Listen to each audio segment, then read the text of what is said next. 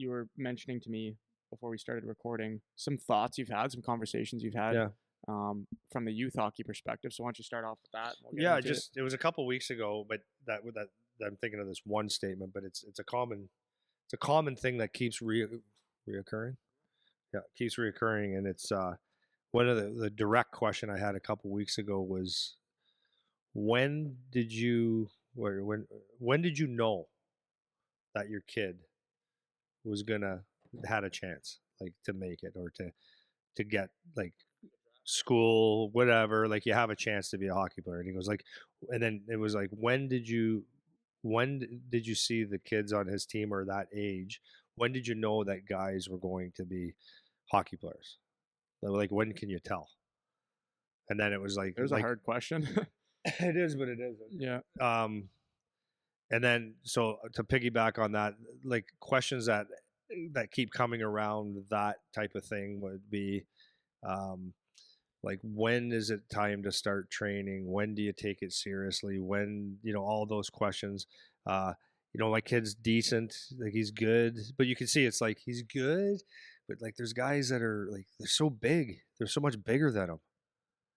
It's like, yeah, it's just the puberty thing and all that stuff, right? So it's like the reoccurring thing is the like how I look at those questions as a dad is when you're watching your kid, it's like, okay, I either want him to be good or he's not bad, but he's not the best right now. But like, when do you know? So it's Like, like the underlying question is like, does my kid have a yeah, chance, kind of thing? that's basically That's it. the in different ways they Yeah, mask it, is but it too that's the late? question. Yeah, Yeah, he's not the best. It's right. ban him and stuff like Yeah, that, right? yeah. So my answer to that particular person was, when did I know? I said, I don't know if you can answer that question correctly. I think when you start looking at U15, U14, maybe even U13, you can start to get a sense of who's got a really good foundation or a pretty good base. But I said, that's just, so I went through some names of kids that in a couple age groups, and I said, this kid was really good at 14. This one was really good at 16. This one didn't have a chance. This one did. But the foundations are there on some of them, but you actually can't say this is a year where you'll know your kid's going to be good, because there's so many things that come into play, right? And then the more that I watch, like being involved directly, like because I'm helping out with a junior team, and I watch so much OHL hockey and watch all my guys develop. It's like the more I see it, and I was just having this conversation with someone the other day, the more I'm like right into it again, is the more I realize that like getting drafted, like being good early doesn't mean anything actually, and because there's so many things that can get in the way. It could be that you peak, could be that you haven't peaked yet, and therefore at 18 or 19 or 20 you become a hockey player.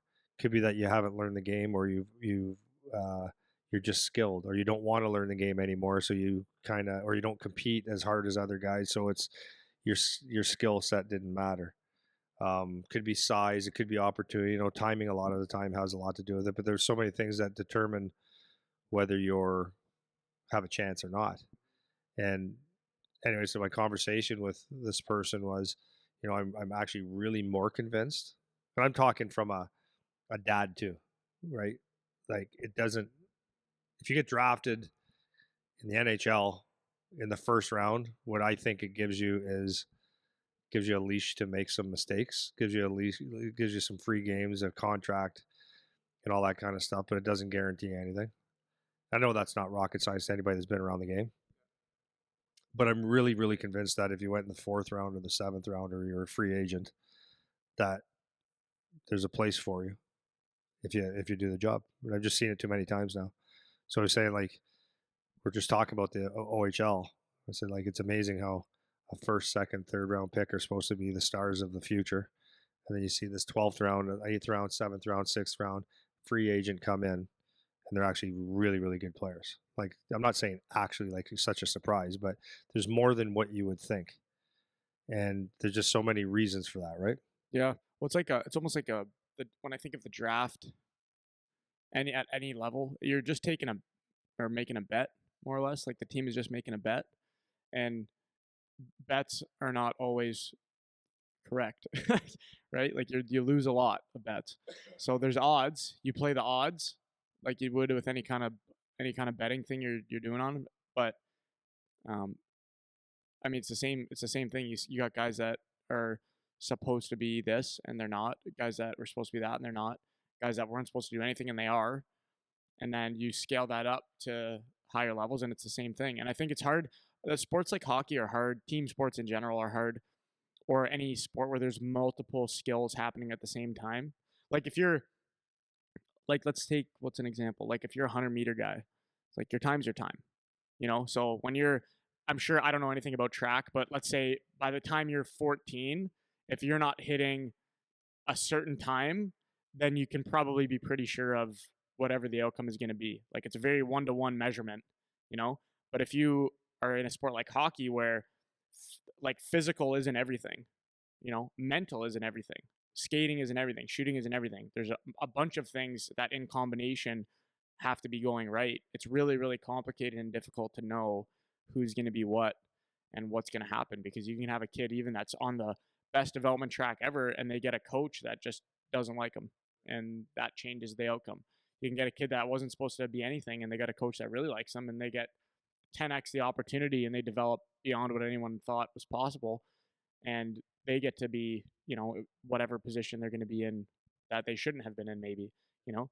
And I think when you start to scale that down into youth hockey, like I was just having a conversation today, and they were talking about, the person I was talking to was talking about U8s, U7, U8, U9, and they were talking about there's a certain program around here that's really good for these, or seems to be really good for these young kids.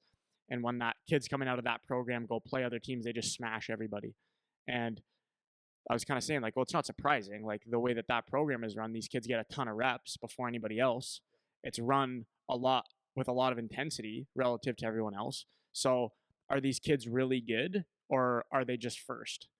And that's something that people need to understand. And then at the same time, you talk to these parents, and the parents of the 7, 8, 9 year olds, well, they don't know anything else. They have 7, 8, 9 year olds. So for them, it's like, yeah, we need to make sure that we're still staying on top of everything, and we should copy what they're doing because they're the best right now. And it's really hard to see outside of your bubble of 7, 8, 9 year olds. Where for us, we look at 7, 8, 9 year olds, and it's like it does. I don't care who the best player is. It really doesn't matter. It's irrelevant. It's fun to have fun. And it's fun to be good, and all that's great. But in terms of hockey players, who's going to be the hockey players later on, it doesn't give you any real insight into anything. Like I'm sure there's some exceptional situations if you have a Sidney Crosby type kid that is that good, or when you talked about Denver Barkey when he was young, and it was like, yeah, this kid's just Yeah, but you could have something just as else. well been no good in a Right, couple of years. But that's the foundations were right. there. The foundation, right? The That's what I mean. foundations and like he was a really nice skater with good hands as a little kid, and he moved the puck and all that stuff. So that foundation was there. So that's what I would say to the first thing I would say to the dad is like that ask those questions is number one, um, don't worry about it. Like, and I know that's easy to say, don't worry about your kids' development. I get that. Like, you're a dad, you're just saying, like, am I investing? Because the question really is like, am I wasting my time and it costing me money and time? And I sometimes get emotional and blah, blah, blah. And that's another part of the question, right? And how do I deal with this with my kid? But the bottom line is the kids, like the line I like to use a lot of the times is that you have motivated parents and you have motivated players, but they usually don't live in the same house. And you want to make sure that your kid's a motivated player, but not the motivated dad.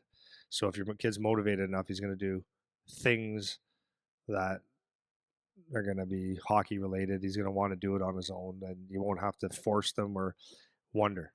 And at 8, 9, 10, 11, 12, 13, 14 even, it's not critical that they're out dedicating their life to hockey. It just isn't. It's important that they play sports, and it's whatever, because things can change. But if you're looking at it, if you're looking at your kid, and this can still change because you can learn hockey and learn to love it, or learn that, oh, I'm good at it, and that can happen at 17 or 18, right? But when you're looking at your kid or when you're looking at other kids, you're trying to compare your kid, like where does he stack with these players? If you're looking at the guy that carries the puck and scores a lot of goals, like that's might be a good guy, it might be a good player. But what you want to look for is those foundations, the foundations of hockey, and it's competing. Hard to measure that when you don't really understand what that means in the hockey world. But is he unselfish? Like, is he willing to make a play? Is he not just thinking about himself? Because it's important. Like, it's actually really important. Does he back check? And it's not like it's something you can't teach, but it's a foundation, right? Could he handle the puck okay? Like the basic skills are there's a base there that you go, okay, it's not bad, but it's like all the little things are and being a team player, even though a lot of people argue, yeah, you don't have to be a team player. You do. And so if you have the foundations and the work, that's gives you a chance. Now, when is the day that you'll know? You won't until the day comes. So it's not at 14, and I get it.